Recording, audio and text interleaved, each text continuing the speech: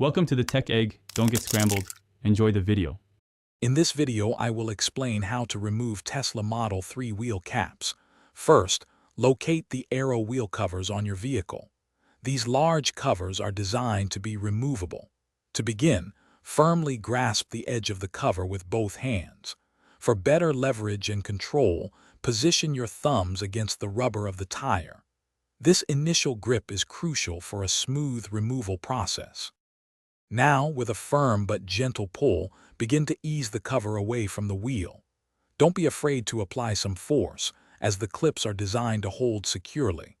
Move your hands around the circumference of the cover, pulling each section outwards. You will hear several soft popping sounds as the internal clips disengage. Continue this process until the entire cover is loose. Once all the clips are released, you can carefully pull the aero cover completely off the wheel. Take a moment to inspect the underlying alloy wheel. Sometimes, minor scuffs from the cover's clips may be present.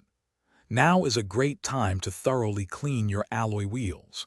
Many owners choose to install a decorative wheel cap and lug nut cover kit for a sleek, personalized appearance after removing the aero covers.